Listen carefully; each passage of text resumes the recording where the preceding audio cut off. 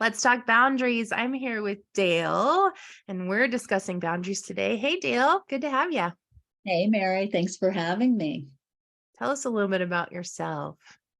Yeah, I'd love to. So, Mary, I'm a business coach and a business consultant. I work alongside individuals to help them become successful managers and leaders. I can coach in areas of interest, executive presence and that type of thing. I also do operational management, fractional operational management, which doesn't probably really apply to our conversation today. What led me to this and why I am coaching, I've been coaching now I've been coaching for 20 years, but on my own for the last year, starting my own business. My background is in technology, actually managing, leading, coaching men in IT, cybersecurity for banks. And I did that for about 20 years, as well as a little stint in home care. And the reason I point that out is because it's kind of fun, because I went from managing in a technical realm 100 plus men with financial institutions to then being the general manager. I was looking to purchase a franchise in senior care. So now we're talking seniors, and we're talking 150 women caregivers for the most part, and talk about a pendulum swing. And so I'm trying to take what I've learned from both those worlds in my personal learning and offering that up to individuals and maybe save them a little bit of the grief on some of the things that I've had to navigate, which is why I really love that we're talking about boundaries. Yes, let's talk about boundaries. So tell me a little bit when you hear the word boundaries and you think back over your professional experience, where do you notice that boundaries kind of came up there? Yeah. I never really used the word boundaries, Mm, which I think is a mistake in the corporate world, especially on the corporate side of the house. Now, we talked a little bit more about boundaries when I was in senior care and caregiving and personal care. It came up more often, right? Helping people set boundaries.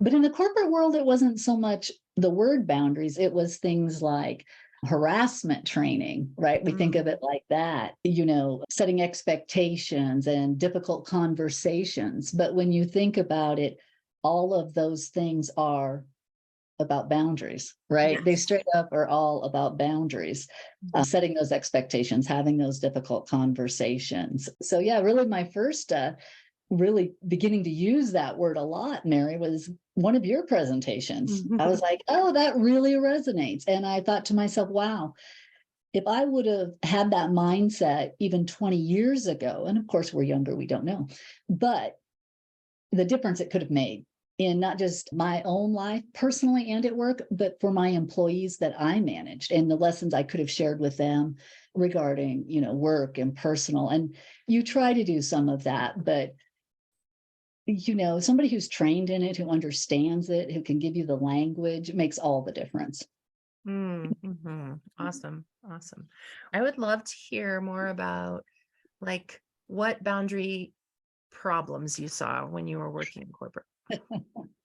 Yeah, lots of boundary problems, honestly. I think in most businesses, I think a lot of businesses have boundary problems, and I think they have it around personal life and work life.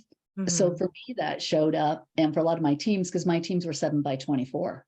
And so I was on call or escalation 7 by 24. So Mm-hmm. how do you disconnect? How do you set a boundary when you know at any time, it could be 2 in the morning and you're going to pull a call, and what that does to your anxiety and your health and your stress levels, right? So I think I felt like I did a pretty good job for the most part, got better as I got older, and setting boundaries for my teams. If you are not on call, don't work. I need you healthy. I need you mentally healthy. I want you to enjoy your family. Then when you are on call, then you are business, right? But when you're not, don't just be nice. Don't just take that call. We have processes and escalations in place for a reason, to help people with their mental health and having time off with their family and stuff. So I think it's a culture, and I also think it's a modeling the behavior. So if your leadership believes in it, then you model it. Because if you don't model it and you preach it, nobody's going to follow it, right? That's not authentic. So you've got to be really careful here. You've got to do what you say. So I think it can be abused, and I do think it does get abused. I felt like, honestly, I myself was on the end of being abused like that, where I didn't set my own boundaries, and people in the corporate world just kept asking more and more and more of me. And I wasn't saying no, and I was getting stressed, and it was showing up in my health and in my personal life, and even in my work life. Frankly, I wasn't my best any longer because I didn't have boundaries. I wasn't recharging. So, though it's not a manager's job, some people would say, to take care of their people, it is to some level. You are responsible for your people. And so I do think you can do that in a very healthy way. So I've seen it show up that way. I've seen it shown up where people are basically functioning alcoholics because they don't set boundaries. They can't balance their life. And then they have a lot of coping tools, right? So we got to be careful with that. And if someone is in that space, they are not showing up as the best version of themselves as an employee, as a mother, as a spouse. They're not innovative in a workspace. They're not creative problem solving any longer in a workspace. So from a Mhm. business standpoint, there are real reasons to set boundaries, model behavior and do that. And I imagine it's even more, of course, now post COVID with people working from home and how do we set boundaries when you're actually in your own home with that. So I have seen it kind of abused. And on the other side, I would say when I was a GM for senior care, women, right? Such caregivers, right? They want to be there and not take care of themselves and setting their own boundaries and having to help them navigate. You are no good to me and others if you don't take care of yourself. Right. That's really what we're trying to remind people, that oxygen mask thing. But that's easier said than done. And so I do think some coaching around that and self-awareness of yourself and your expectations, your values are important. And I don't know that we encourage people to do that necessarily in the business landscape as much as we should. Yeah, yeah, absolutely. You talked a little bit about COVID, people working from home to coming back in the office, or maybe not coming back to the office. I'd love to dive into that. Yeah. So interestingly enough, I had remote employees before COVID. So long ago, because I had teams in multiple states and we worked different hours. So we kind of were having to delve into that concept a little bit earlier than when the COVID hit. But these things all apply, right? If you're working from home, do you turn off your phone at night? When do you set a boundary between personal and not? So, for example, how many people, you're probably one of them, Mary, like right now, I'm in my dedicated office, right? Yes. 2 floors above me, my husband is in his dedicated office working. Mhm. Now, we don't have children at home right now because we're coming into summer. So that's going to be challenging, right? For the people trying to work from home with families and children at home, which adds a whole nother flavor to how do you set a boundary? If you don't even have a physical space to set as a boundary, Mhm. how do you work on your emotional boundaries and your mental boundaries and your energetic boundaries, right? So I think that does get back to being self-aware and mindful. And I'm blocking out this much time, set expectations with your family if they're old enough to understand, right? You can't really explain that to a 2-year-old, but you find ways. Maybe that's daycare, maybe that's a nanny that comes in and helps you set those boundaries for yourself so that when you're at work, you can be the best working person you are, but you can take breaks. And, my husband and I, we like to meet on the second floor. That's where the kitchen is. And that's where we co-work together and have meals. And we know that about each other. If your doors are shut, you're working. If you're in this space, then it's okay. You can talk. The mind shift has to go with that a little bit. So it is interesting then to see the companies who want everybody back in the office, right? That Mhm. think that you can only be productive if you are in an office. And I've never subscribed to that way of thinking. I think that is a reflection of people who don't know how to manage well. Because Mm. if you know how to manage well and you know how to get productive employees, it really doesn't matter where they're at. It Mm. really doesn't. But I think it is easier for management to treat everybody the same, to look outside their office and see everybody in their chair, watch them clock in, watch them be late, judge them if they're not 8 to 5. So I think it takes more work to manage people in a hybrid situation and in a remote. You have to actually know your people. Mm, what motivates them, their working style, how to communicate with them. So sometimes I think it's just kind of lazy management. If, yeah. if you So want to what are bring, some leadership tools that help to be able to have boundaries in place and to effectively manage folks who are working remote on your team? yeah. So it's going to come back to one, everybody being self-aware, right? We have to understand ourselves. So especially from an employee standpoint, if you haven't taken the time to say, how do I work? When do I work best? How do I communicate? What are my values? My family's important. I need this. You got to know what you need as an Yep. employee so that you can communicate that to hopefully a manager who will actually ask and cares, right? Mhm. And then we're back to communication. So self-awareness, setting your values, being able to communicate, which will be helpful when you have uncomfortable conversations. So as a manager, if I have an employee maybe who's not productive, I want to understand what's going on in their life a little bit. I got to be okay asking some questions in there, right? Mhm. And a lot of people aren't. A lot of people have not been taught how to have what they consider an uncomfortable conversation. And a lot of times they let that kind of fester and grow, and it becomes something it doesn't need to be if you would just have the conversation. So I think good communication, setting boundaries slash expectations. Mhm. So if you have young children at home and your manager knows that, you're like, okay, I go and pick my children up at, 4 o'clock from daycare. I'm not available for meetings at that time, but I will come back online if needed, maybe at 6 o'clock, and check my email and see if there was something else I need to follow up on. Mm. But again, you have to know the individual. I need to know that Bob's going to leave at 3 to go get his kids, but he's going to be back online at 5, or maybe he starts his day at 6 a.m. You need to know your people. You need to care. You need to set expectations. You need to communicate, and you need to be able to give feedback. Mm. The other thing people don't like to give, right, is feedback. And yet it's probably the one thing every employee says they want more of. Mm. Mhm. Feedback. Yeah. Absolutely. Absolutely. And really encouraging that self-care as well, right? So in Right. order for, I mean, my perspective on it is that in order for team members to be able to effectively work at home or in whatever environment they're most comfortable, that individual needs to have clear boundaries about what they're willing to participate in and what they're not willing to participate in. And the leader of that team also needs to have clear boundaries. And we need to be able to discuss, like, where do these overlap and how can we effectively reach our business goals Mhm. while taking care of ourselves and being Yeah. responsible for what we need to be able to contribute here and work collaboratively to be able to actually move forward in a way that's going to work for both of us.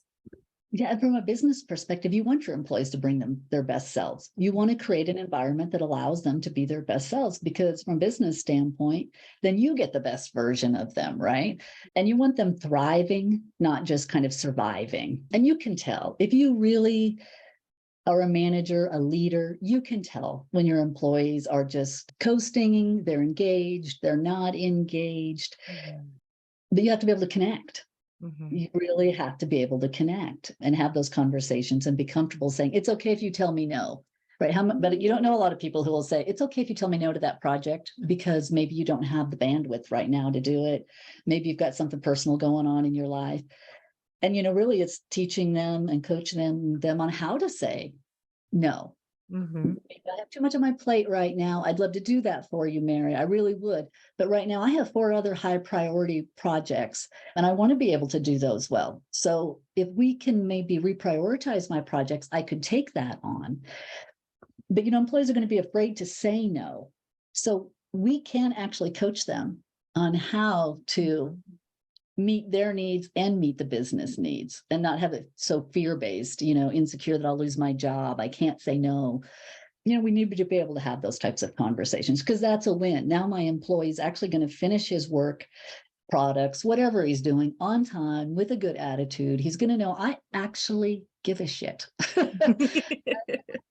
Loyalty with your employees. And that's what we all want, right? To work somewhere where our leadership, our managers, each other actually do care about us as human beings. Absolutely. Absolutely.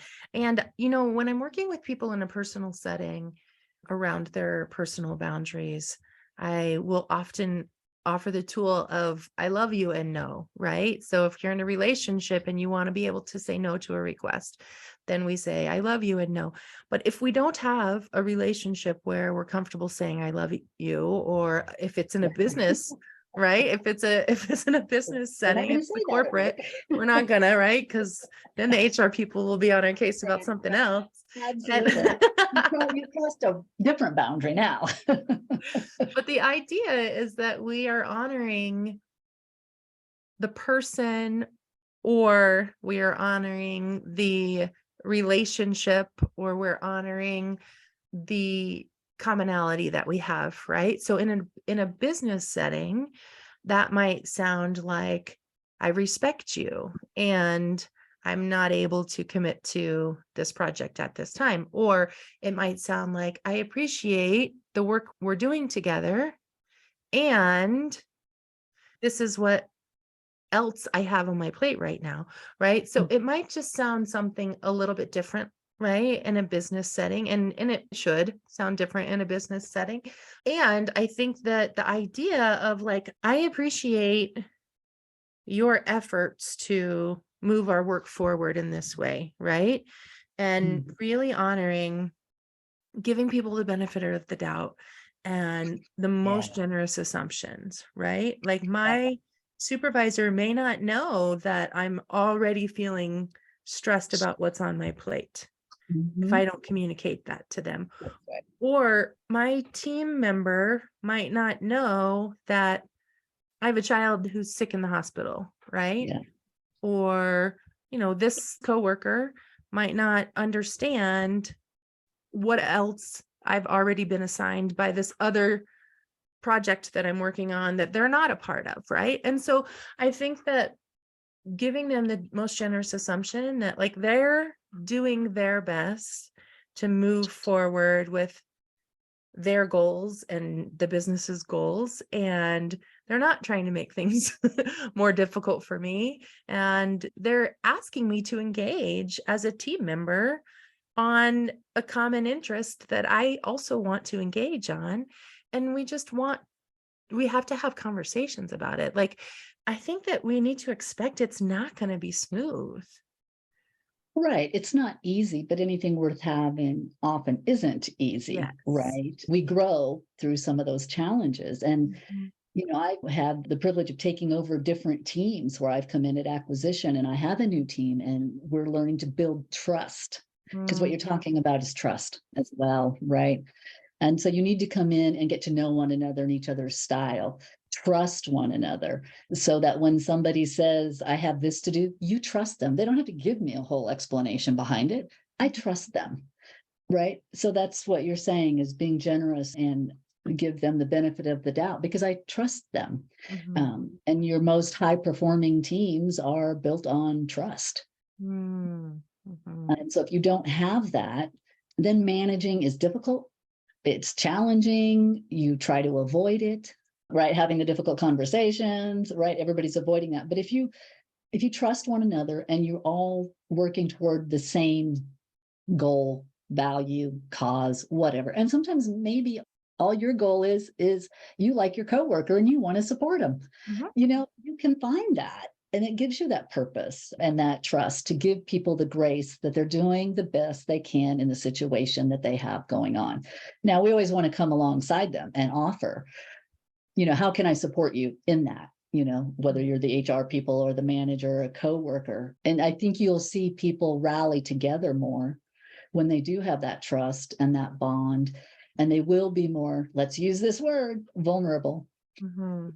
And we can use a little bit of that in our workspace. That's not like going in and, dumping your stuff all over everybody. There's a way to do that so that you can connect with one another and be stronger going forward than, individually. Right, absolutely. One difference I hear often when I'm working with folks in a business space is this idea there's a misconception that if I say no, or if I'm having something in my personal life that, I'm managing as well as the work that I'm trying to accomplish, that vulnerable like share, right, somehow absolves us of responsibility. And that's not true, right? Yeah. So if No. I show up and say, hey, I've got this thing going on in my personal life that's making it difficult for me to take on more work, right? It doesn't mean I'm not responsible for my work. It means, right? It means like I'm still responsible, and I'm just sharing with you that this is something that's going on for me so that we can be a team, so that we can continue to collaborate. It's not an excuse. It's not a hall pass. It's not a Right. get out of jail free, right? Right. It's like I'm a human being and I'm connecting to you as a human.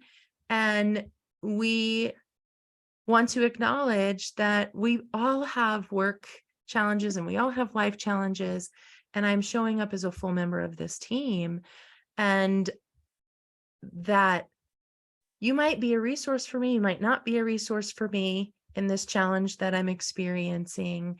But the reality is that every person in a working environment is going to be going through something, either Yeah. personally or at work.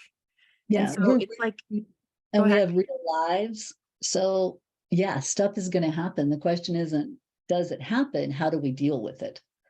How do Mhm. we help each other? Now, I will also say on the other side, if you know your people and you're a leader and a manager who actually knows your people, you will know when it's somebody who's literally making excuses, right? Mhm.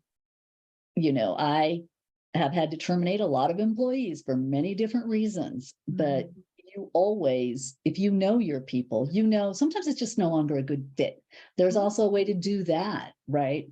In a compassionate way, if you will, because I've had people that I've had to terminate because sometimes they don't see any longer that it's the right fit. So you have to take the action. But I've had them come back later in life to me and say, thank you. You're Mm. right. I was coasting. I wasn't showing up. You know, I just didn't see it myself. But Mhm. you saw it. You made that choice, for me because I chose not to come in and do my work. But I needed that lesson in life at that point. And I've come back around and really gone on and maybe pivoted in my path that's a lot more suited to me. So Mhm. I think when we're talking about boundaries, sometimes in the business world, we get a little nervous. Managers, we get a little nervous about some of this softness, but it's exactly what you're saying. We're not giving them a hall pass, right? Mhm. If you are managing and leading your people, you know the difference between somebody's having some real issues and you want them to be a part of your team and you want to take care of them and bring them around. Because again, when you're on the other side of that, you've come through it stronger together. And that's really a great bond. So yeah, it's not all, unicorns and rainbows. We're not saying that. We're saying people are real, life is real. You need to learn how to navigate that and help them navigate that to the best of your abilities. And if it doesn't work, it doesn't work. But you need to be able to look at yourself in the mirror as a manager. You need to be able to sleep at night, right? You got to think about, have I done all I can do for this human being, not just my employee, but this human being, Mhm. which takes you back to boundaries, because then you have to have those boundaries too. As a leadership and a manager, you got to know where your boundaries are so you don't get pulled into that vortex of, always helping somebody else or taking on things that aren't yours, right? You got to know your own boundaries to hold strong, to be strong for you and be strong for that individual. Absolutely. Absolutely. So let's talk a little bit about team engagement and team retention, because, So, you know, companies that have clear and kind boundaries are more likely to maintain engagement in their teams and more likely to keep people on their mhm. team. So let's talk a little bit about why that is. Yeah, straight up. I think a lot of that has to do with avoiding burnout, right? That's part of it. I mean, the engagement, you don't want people disengaged, but at the same time, you want to be careful not to burn people out. And so when you have boundaries and you know their needs and you know the company's needs and you find those expectations and how to communicate those, there's the saying that, if you have to replace an employee, depending on what industry you're in, but my industry, it was, in 18 months, it costs you in 18 months in salary to replace somebody. Well, if you're talking 6-figure employees, that's a lot of money, Mhm. right? So you're not wanting to do that kind of a turnover. So you Yes. really want to set those boundaries. You really want to say, when you're off work, you're off work. What you need, I need. That clear and kind Mhm. keeps them engaged. It lets them have their life plus be successful in the business world. They don't burn out on one or the other. If they have something happening in their life, right? Maybe I always loved that I had young dads. And so, you give them, even before the company I worked for had paternity leave, I gave paternity leave Mm. because that's important. As a single mom, I knew Mhm. how important that is to have engaged fathers. So that was something I was fortunate my company allowed me the kind of the luxury of doing. And so that was important. And that helped them, right? They weren't stressing at work, going home stressing with a newborn and a mom and all that goes with it. They were able to take the time and focus on that part of their life. And that's important right there. So I think boundaries really are everything. I'll say in my own personal life, if I'd have had better boundaries, if team and collaboration and work would have had better boundaries, I wouldn't have had times when I burnt out, or times when I was anxious, or times that my health would suffer. You think you are, really pushing through it, and you are being quite the warrior when you push through health issues and stuff. But often that's your body saying you've crossed boundaries, right? Mhm. So you're Mhm. not listening. I'm going to show up some other way and get your attention. Yeah. So I kind of take us off course there, but the retention of that is, you've got healthy people, you've got happy people, you've got people who you are literally letting them have a life and not just a job. Mhm. So they will stay more engaged, right? But this also comes back to your management and your leadership actually Mhm. being engaged with the employees, right? If you want your employees to be engaged, you kind of need to be engaged as a leader and a manager. It goes both ways there. So I do a spiel presentation on quiet quitting. And, it starts from the point of onboarding, because what happens during the onboarding of a new employee? Communication, expectations, relationships, and you're setting the stage. And that's a perfect way to set the stage, but you need to do it correctly at that point, bringing them on, making them feel valued, setting kind and clear expectations. Yeah. Absolutely. So what do you think's going on with the quiet quitting epidemic I see around us? Yeah. I think COVID did help a lot of us evaluate our values and our priorities. And so we have done some resets, and some of the businesses maybe haven't kept up with Mhm. that reset of values, and understanding that, you know, we feel like we can actually work at home. We Mhm. do feel like maybe we can go into the office. We feel like there's a balance. I think if you're not willing to work with people, whether that's in a hybrid working environment, I mean, what does that say? If you are not willing to work with your people, what does that say? That they're not worth it? That they don't have value to you? That, Mm. they're just a number? So I think people want more, and they're willing to quit, and they can move around. If you're a talented individual, you can leave anytime, anywhere, Mm. right? And if you're on the employer side, those are the people you want. And that means you have to really work to hold on to those people, Mm. value them. And yeah, that's key. And that means respecting their boundaries. They're on vacation, they're on vacation. They're Yeah. with family, they're with family. They want to do this kind of work, not that kind of work. It's not easy. But again, if you want that type of an environment, you're going to work with it. You're going to have to put the effort into it. You can't just coast as leadership and, yeah, teams. Yes. I think that's what I see too, is that because of, the pandemic kind of created a situation where we had a lot more freedom in our choices and how we work, and just kind of accommodations for things that were beyond our control. Then we started thinking about, okay, well, like, under what conditions am I willing to work? And really asking that question, as hard questions about, am I willing to, get up and drive an hour to an office every day or not? Yeah. And Yeah. am I contributing to the world in a way that I want to participate in or not? Right. And in the past, I think that it was kind of like, well, you have to have a job. Everybody has to have a job. Right. And so we were willing to do things because we thought we should have a job. Right. Mhm.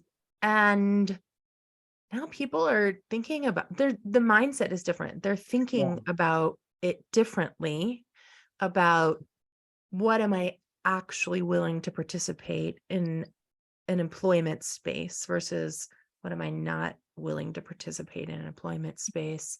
And it feels like it's much more of a negotiation than it A was in the partnership, past.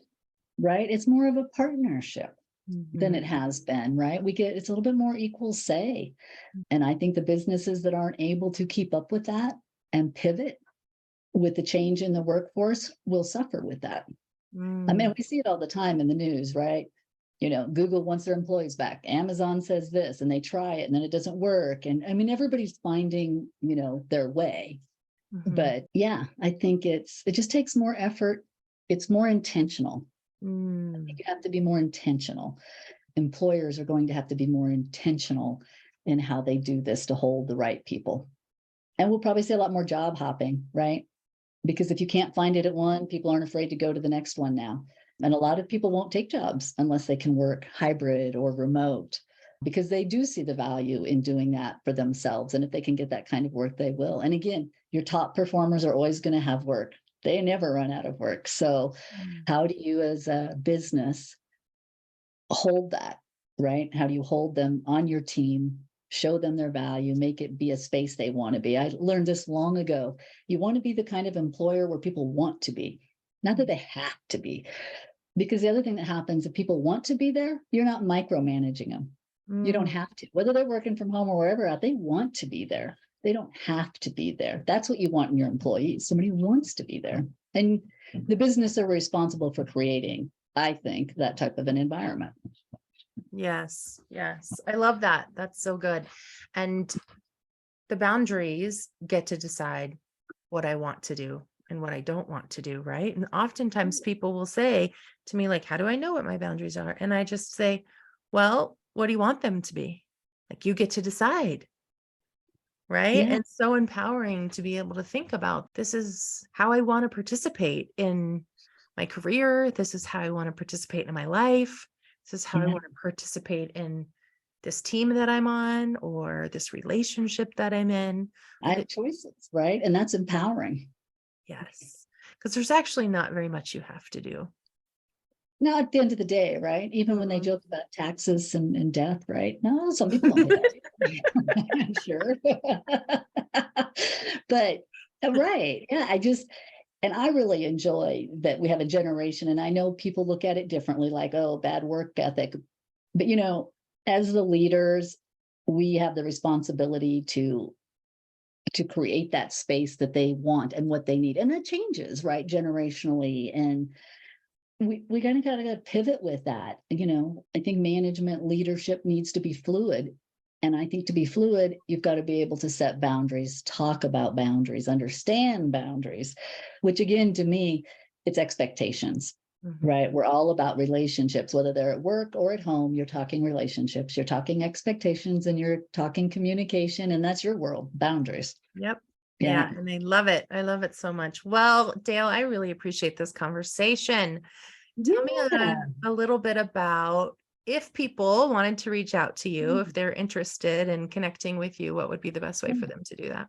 Yeah, so they can find me on my website at intentionalresultsco.com or email me at daleintentionalresults.co or LinkedIn. Yeah, and I know sometimes people don't know what they need or what you do. And I always say, if you don't know, just ask. I do 15-minute free consultations. And if it works for you, great. But if you just don't even know where to start, ask some questions. I like to think that's something I've done really well over the years is help people kind of navigate what's next. Where do I go? What would be a resource for me? So I'd love to assist in that. Yeah. Life's a little too short to not. If you can get on your path, right, the sooner the better. So yeah. And I love what you do, Mm. Mary, because I do think there's a challenge in trying to get this kind of conversation into some of the workplaces, but I think the business, the return on investment, the business side will benefit so much from that if we can begin bringing it in, right? Because we're not work and then personal. We are 100% a whole human being, and helping people show up like that and be able to show up in a work environment like that is really important, especially when we talk about inclusion and getting different opinions out. You know, so you've got to be able to have those hard conversations, and that is with some boundaries around it. Absolutely. Absolutely. Thank you. If you had a takeaway from our conversation today, what would it be? Oh, a takeaway. Oh, that's good. You know, I just really enjoy the concept of boundaries. I really like the idea of giving people grace where they're at, giving them the benefit of the doubt where they're at. I think that's key for everybody to remember, you know, and then that's built on trust. I think if we can connect at that level personally or at work, that is always going to benefit us all. Yes. Awesome. Thank you so much. I appreciate you being here. Thanks, Mary.